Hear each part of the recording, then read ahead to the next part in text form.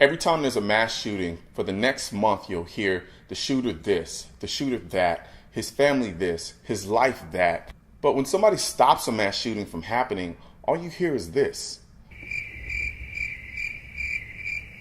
Why wouldn't an insecure, unstable young man who believes he's invisible to the world and has nothing to live for, but wants to leave his mark on the world before he goes so that he can validate his life and make the world stand up and take notice of him, not commit a mass shooting? The media practically turns these guys into celebrities overnight. Hell, I take that back. They basically turn them into demigods. Don't believe me? I give you 10 seconds to rattle off the name of the most recent mass shooters in the last decade. If you're able to mention even one name to yourself, that's insane. What's the name of the guy who had a carry permit who tackled the guy who shot Gabrielle Gifford? Name the guy in the mall who had a concealed carry permit and stopped and deterred the guy who shot the mall up in Oregon. Or the name of the person who shot and stopped the kid who tried to shoot up the movie theater a couple of days after Newtown happened. Not one of these people's names are identifiable within 10 seconds, but I'm forced to learn the inner details of these sociopaths' lives who try to amass the highest body count. And get this, then the media steps in and makes themselves experts on gun control and try to vilify anyone who's not for the hijacking of the Second Amendment right. I take that back. They're natural born right as human beings for self-preservation. I'm sick of this. What kind of backward society do we live in where we glorify the sociopath and then demonize the good people who want adequate means of protecting themselves from said sociopaths? This is willful retardation at its finest. And you gawk at the idea of placing armed guards in schools or arming teachers because you don't want the kids going to school surrounded by guns.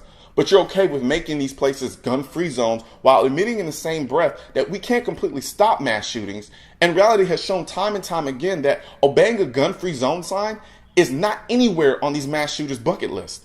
You want to stop mass shootings, and I mean stop them in their tracks? Put people in a position to put these bastards down the moment they open fire or show up intending to do harm. These guys are corner campers.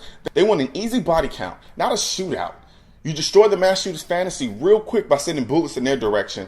Right then, the fantasy stops and the reality kicks in, and that's when they take their lives. Then celebrate the heroes who stopped the mass shooter. Let the mass shooter die the same way he lived, as a nobody, instead of forcing me to watch a guy with orange hair admire his work every time they bring him to court surrounded by cameras and watch every move he makes like he's Kim Kardashian. At least I get an endorphin spike when I see her. The whole anti-gun, pro-gun back and forth fight that happens after every mass shooting is like two bird-brained chicks fighting each other over a guy who they thought was their boyfriend, but come to find out he was sleeping with both of them at the same time. And now he's standing there watching them fight each other when they should be fighting him. Fight the bad guy, not each other. This isn't a pro-gun, anti-gun thing. Meet the coward in the fantasy and stop them. And don't glorify them, and they'll cease to be a fantasy.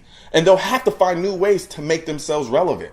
Taking away guns isn't the answer. It's a feel-good measure because people don't want the responsibility of being responsible for their own safety. They rather believe that the police will be there when we know and they know and the police know they won't. No one wants to fight for the protection. They want the government to do it. They want the police to do it because I'll admit, it's scary to think that the only person responsible for your safety is you. But guess what? That's reality. Cops can't always be there. Obama definitely can't be there when your life is on the line or your kids.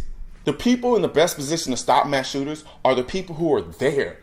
Give them the means to stop these bastards, and I promise you, all these mass shootings will stop once they realize there's no more free shoots. Instead of trying to save just one kid's life, let's try to save 10 or 12 or 20 and have maybe only one person die, instead of trying to save just one life and 20 die.